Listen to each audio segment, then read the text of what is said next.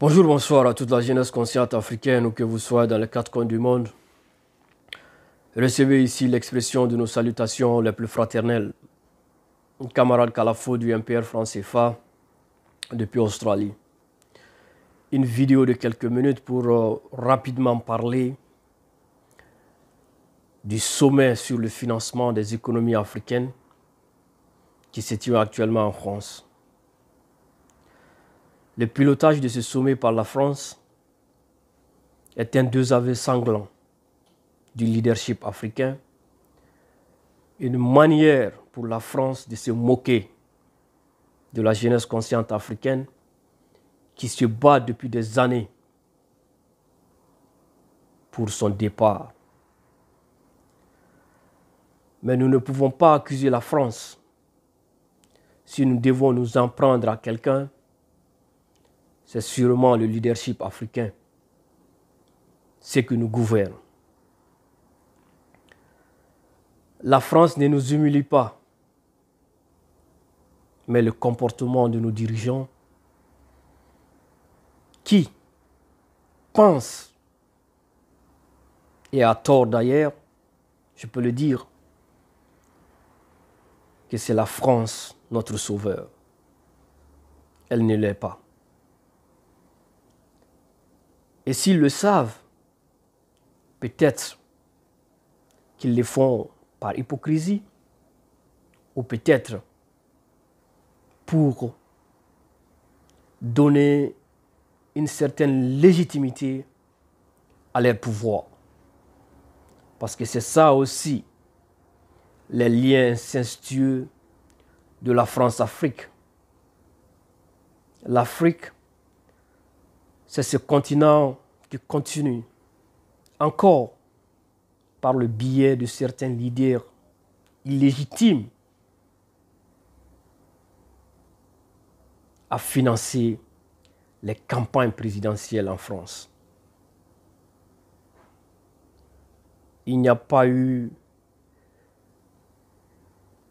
sur cette terre de système plus incestueux, plus mafieux que la France-Afrique. Encore au XXIe siècle, quand le coronavirus a fouetté toutes les nations, tous les pays se cherchent, tous les continents se cherchent, nos 54 États, au lieu de s'asseoir quelque part en Afrique, qui est d'ailleurs le continent le moins infecté par le coronavirus, pour trouver solution à nos problèmes africains, c'est à Paris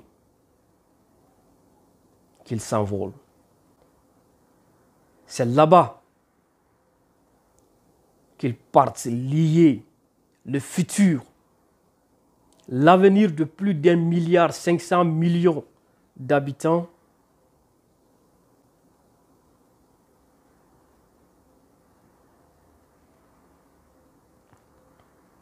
Quand nous parlons de ces choses, nous le faisons parce que c'est sérieux. C'est sérieux. Ce qui se décide à Paris ces 2 jours, c'est l'avenir de l'Afrique, le futur de l'Afrique pour les 100 prochaines années. Et ça, c'est sérieux. La dette, devons-nous en parler? La dette africaine, qu'avons-nous obtenu quand nous avons demandé, avec l'avènement du coronavirus, son annulation pure et simple? Qu'avons-nous obtenu? Un simple moratoire. Le moratoire, ce n'est pas l'effacement de la dette. C'est tout simplement le décalage des paiements et intérêts. C'est ce que nous avons obtenu. L'Afrique, c'est le champ de bataille des grandes puissances mondiales. Et la France, par l'entremise de nos dirigeants, vient de faire un jackpot. Face à tous ses concurrents. C'est comme dire à tous ses concurrents, c'est moi la reine d'Afrique. j'ai les cartes à main. Pour aller en Afrique, vous devez passer par moi. Ce sommet, c'est une insulte à l'égard de la jeunesse consciente africaine qui demande depuis des années le départ de la France. La France n'est pas la seule nation sur Terre. Si des générations d'Africains continuent de se battre contre la France, c'est que quelque part, elle est responsable de quelque chose.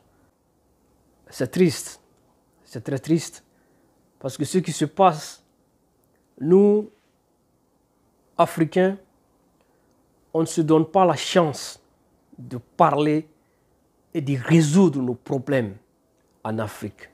Nous avons la question monétaire.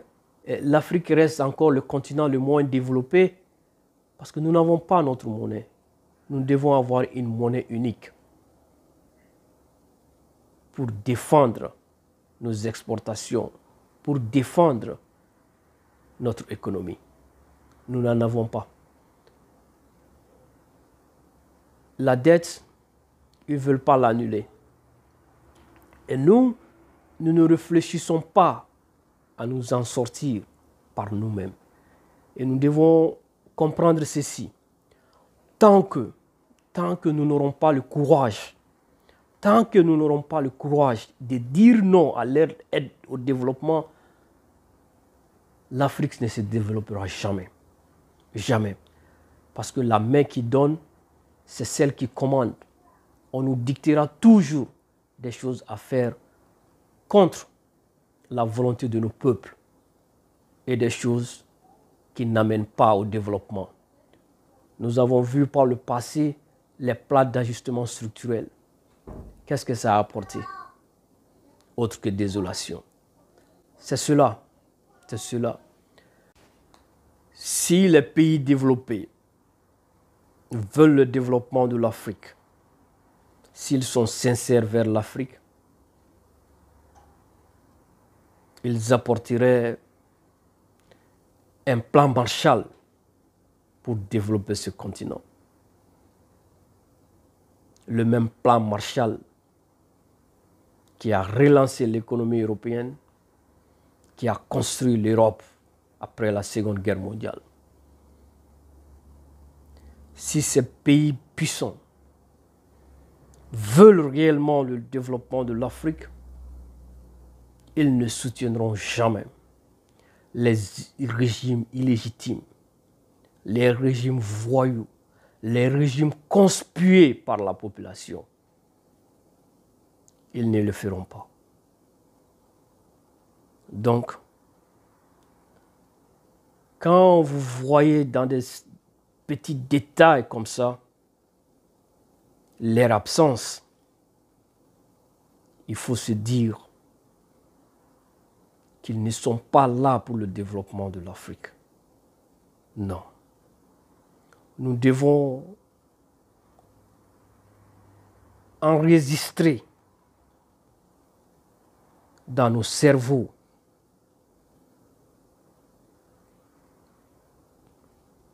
que personne ne viendra développer l'Afrique à la place des Africains.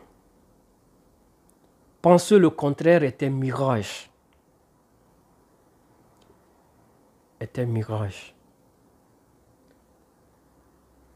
Et malgré les difficultés aujourd'hui, nous ne devons jamais baisser les bras. Jamais. Nous devons tout faire pour porter à la tête de nos nations des panafricanistes, des hommes dont les cœurs ne vibrent que du panafricanisme. C'est cela notre mission de génération. Et nous ne devons jamais abandonner ce combat. Mieux vaut mourir sur ce chemin que d'abandonner. Nous ne devons et nous ne pouvons pas abandonner ce combat.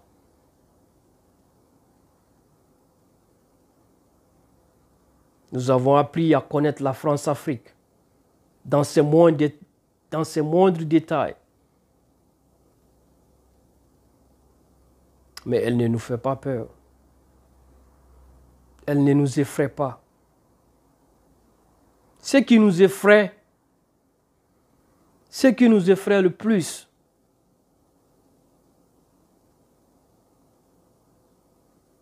c'est l'absence de soutien notable de nos compatriotes. Oui.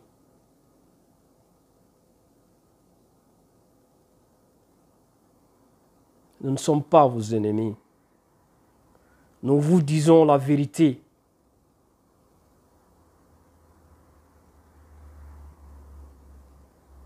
Il n'y a pas d'autre issue possible pour l'Afrique que le panafricanisme. L'Afrique ne s'en sortira jamais sans le panafricanisme. Jamais. Nous devons nous battre à la réalisation d'une monnaie unique africaine, à la réalisation d'une force de défense africaine, à la réalisation d'une politique minière, gazière, pétrolière africaine qui s'applique à chaque pays africain. Nous devons travailler à la réalisation d'infrastructures, grandeur nature, qui relient nos pays, qui connectent nos pays, qui connectent nos populations. C'est cela notre combat de génération. Et c'est possible. Oui, c'est possible. Engageons-nous à ne jamais trahir le combat, malgré les difficultés. Et par rapport aux Palestines, nous soutenons le combat palestinien pour la liberté. Nous inscrivons le combat de Palestine, du peuple palestinien, comme un combat pour la liberté. Si l'apartheid était injuste, ce qui se passe aujourd'hui en Palestine est doublement injuste. C'est cela la vérité. Nous savons l'historique de ce conflit. Nous savons les tenants et les aboutissants. Et nous savons aussi ce qui empêche la paix, ce qui empêche l'avènement des deux États. Soutenir le combat palestinien n'a rien à voir avec la religion, n'a rien à voir avec l'ethnie, le soutien à une ethnie contre une autre, à une race contre une autre. Ça n'a rien à voir avec le soutien à une religion contre une autre. C'est juste une question d'humanisme, une question de bon sens. Et le bon sens est la chose la mieux partagée. Et les panafricains, et ceux qui voudraient parmi les Africains rejeter un quelconque soutien aux Palestiniens ne doivent plus se réclamer d'être panafricanistes. Parce qu'il leur manque quelque chose, le sens du panafricanisme. Le sens du panafricanisme, c'est le savoir, la connaissance.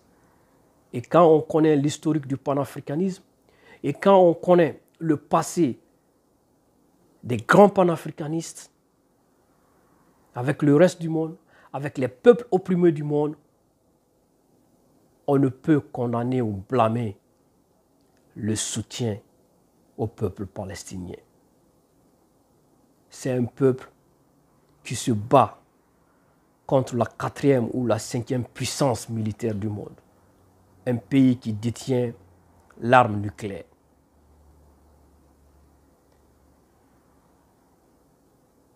Et c'est honteux que cet État montre ses muscles à des groupes, à de minuscules groupes qui n'ont qu'autre chose que des petits roquettes. Mais tout ça finira un jour. Tout ça finira un jour. Union gagne tout, divisé on perd tout. La lutte continue.